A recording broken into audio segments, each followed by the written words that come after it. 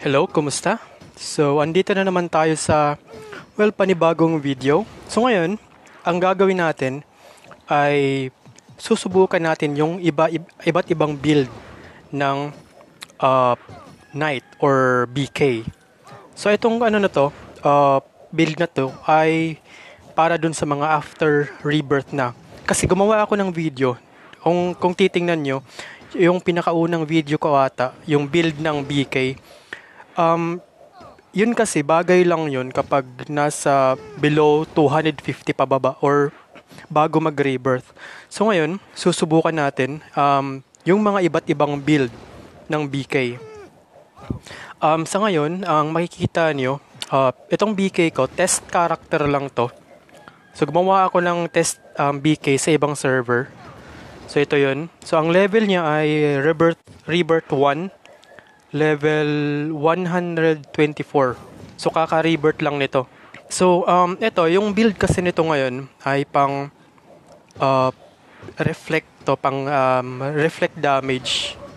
Kasi ang agility niya ay 7420. So ito yung points ng yung may reflect na skill. So kung mapapansin nyo, mababa yung attack speed niya, 221. Diff rate niya mababa din. Pati defense. So, bali, tong build na to, okay lang pag naka-reflect ka talaga. So, HP ang pinapataas dito. Tsaka, damage din. So, ngayon, saktong-sakto kasi may ako dito. Ilan ba yung diamond ko? 31. May 31 ako. Magwa-warp lang tayo sa ibang Pwede na siguro dito. So ito yung unang build na pwede natin gamitin. So bali nga, siya nga pala, itong mga build na susubukan natin, ito yung mga build na hindi nagbabag. So unang build na gagawin natin, or susubukan natin ay ito. So i-reset muna natin. Unang build ay, hindi pa pala. Ayan.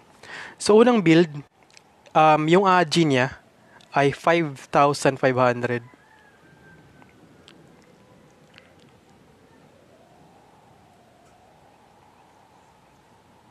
Ayan. Tandaan po ninyong yung previous stats ko. Yung attack speed nung nakaraan ay nasa 220 lang. So ngayon, nilagyan natin ng agility 5,500. Yung natitirang points naman ay ilalagay natin sa strength. Yan. So 5,591.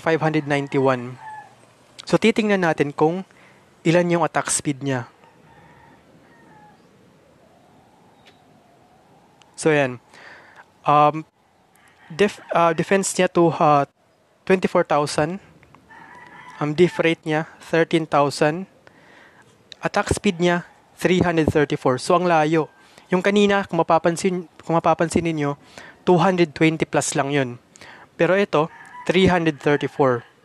So hindi siya nag-bug. So okay siya. So ito yung pinakaunang build na pwede nating subukan after rebirth. So tatry natin sa mga monster. Ito na lang.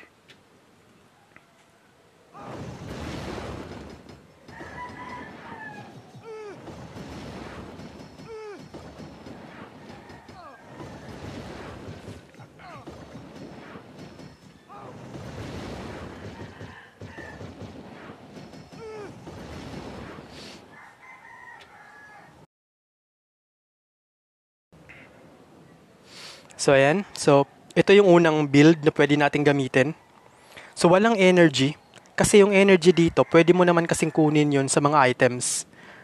Yung sa weapon niya, pwede ka magkaroon ng skill damage dun. May 5%. Pero pag tumataas din yung skill damage niya.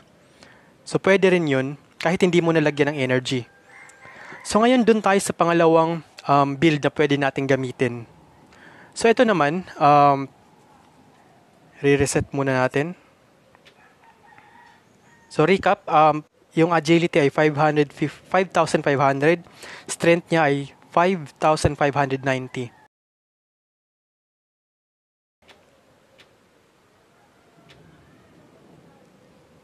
So, yan. Ayun. So, yung pangalawang build naman, pwede natin gawin to. So, ang agility niya ay 5,000,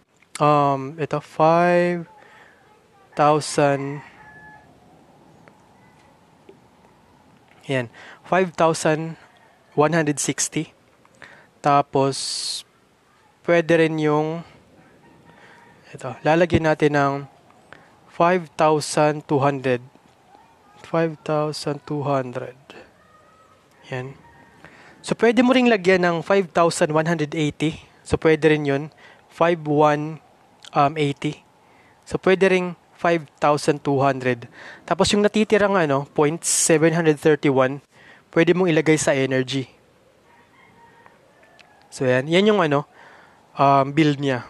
So, titingnan natin kung ilan yung, or ano yung stats niya dito. Tingnan natin kung hindi ba magbabag. Okay, 322. So, mabilis na rin to kasi kumpara naman dun sa pinakauna nating stats, yung attack speed dun nasa 200 lang, 220. So, ngayon, 322. Defense rate niya is 12,593. Defense niya ay 23,842. Ayan. Attack niya ay 26 to 39,000. So, hindi siya nag-bug. So, ito yung pangalawang build na pwede natin gamitin. So, susubukan natin dito.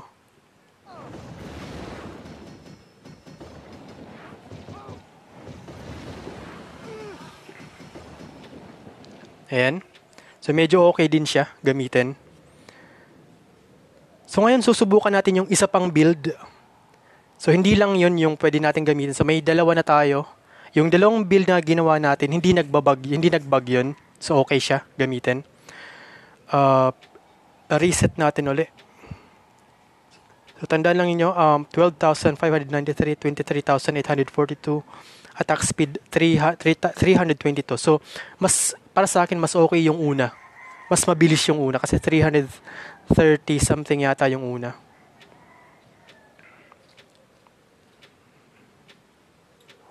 Ayan. So, yung naman, yung pangatlong build na pwede natin gamitin, agility niya ay 5,200. And then, yung strength niya ay 5,500. Tapos, yung natitirang points, ilalagay natin sa energy. Yan.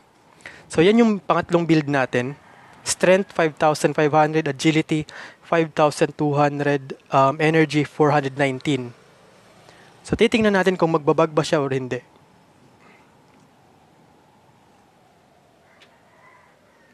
So, okay. So, 324, hindi siya nagbug. So, okay din to. Sa mga iba dyan na nagsasabi na medyo mababa yung 324, tandaan po natin na ang karakter na to ay nasa Rebirth 1 pa lang. Rebirth 1 level 125. Kasi kung pataas ng pataas to, magkakaroon yan ng bagong item, lalo na pag nasa Rebirth 2, 3, magkakaroon siya ng panibagong pendant, dalawang weapon na pwedeng madagdag dito sa attack speed. So, Rebirth 1 pa lang to So, ngayon, hindi siya nag-bug. So, okay din siya gamitin. Itong build na to. So, attack speed 324. Diff rate 12,684. Defense 23,871. Mas mataas to kumpara dun sa pangalawa. Attack niya ay 26 to 39,000. Okay din. Skill damage up 42%. So, eto, pwede niya rin gamitin to. So, medyo naubusan na ako ng dito. Golden egg. So, wala nang golden egg. Tatry na lang natin to sa mga So, yan. Susubukan natin dito.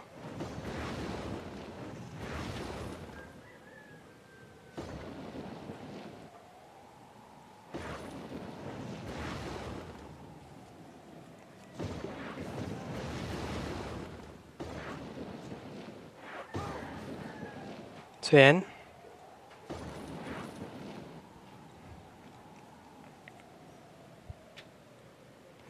So guys, ito yung pangatlong build na pwede natin gamitin. So hindi siya nag-bug. Attack speed niya 324.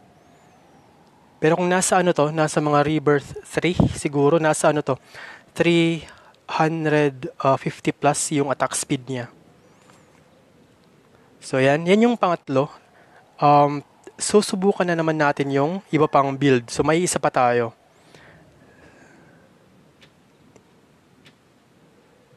Ito. Ayan. Yung pang-apat na build naman na pwede nating subukan ay AG niya ay 5,000.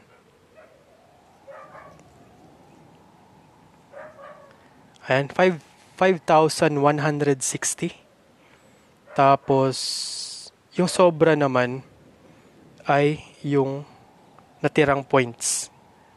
So, ito yung pang-apat na build na pwede natin gamitin. So, titingnan natin yung attack speed niya. So, parang kapareho nung unang build na sinubukan natin. Kaso yung AJ lang nung pinakauna ay 5,500. Ito naman ay 5,160. So yan, attack speed niya ay 322. Hindi siya nag-bug. Pero mababa siya kumpara dun sa pinakauna. So yung attack niya, 26 to 39,000. Defense niya, 23,842.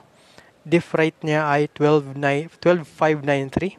Attack speed, 322. Hindi siya nag-bug. So okay din siya gamitin. So mas mataas yung hit rate niya. Kasi mataas yung strength.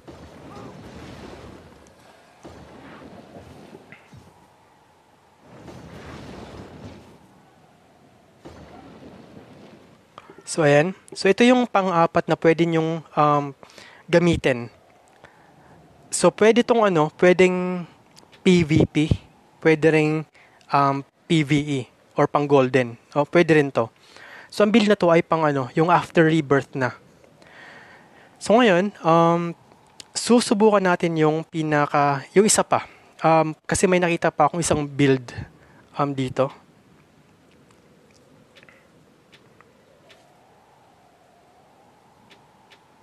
So, reset natin ulit. Ayan. So, ngayon, susubukan natin to. Ilan ba yung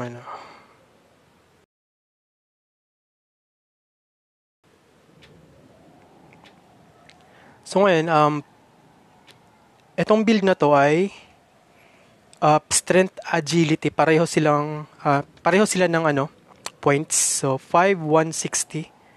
5,160.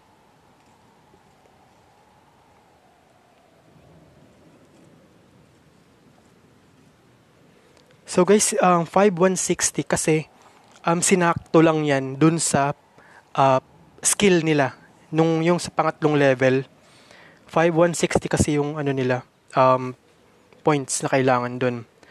Ngayon, advice ko lang pag ganito, pag tong build na to, yung 5,160 na build, parehong strength, agility.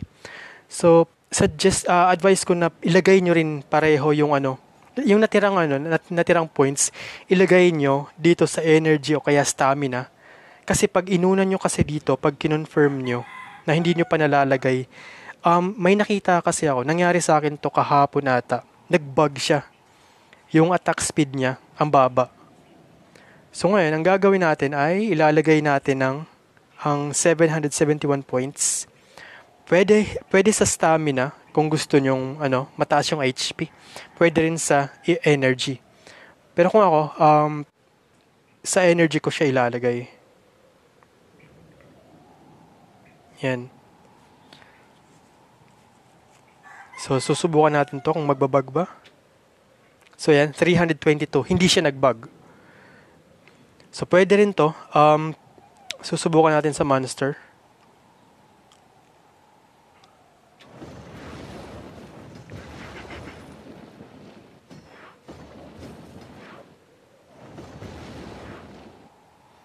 Ayan. So, okay naman siya. Okay siya gamitin. So, maganda rin siya gamitin. So ngayon guys, yung pinakaunang ano ko, yung bago ko ni-reset, kung mapapansin nyo, yung agility ko ay nasa 7,000. Kasi naka ano yun, naka reflect build kasi yun. Yung isang build naman, yung strength na 7,420, hindi ko, medyo hindi ko type yung ganun. Kasi ang baba kasi ng ano niya, attack speed. Yung mataas yung strength, tapos yung sobra niya ay agi. Yun, medyo pangit siya. Para sa akin pangit siya, pero sa tingin ko, may iba siguro na pwedeng ano, gusto yun. Tsaka, pwede mo ring mabawi yung ibang points kasi may mga fruit naman.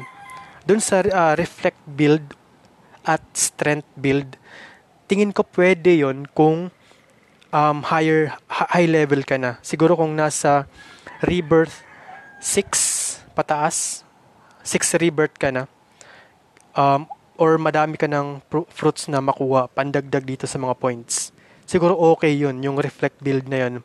Pero sa ngayon, nasa rebirth 4 pababa, or rebirth 5 pababa.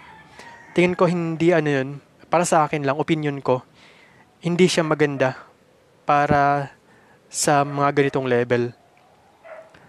So ito yung ano, ito yung pinakahuli kong build na pwedeng i-share ko sa inyo. So ano lahat, one, so 5 build lahat yung pinakita ko dito.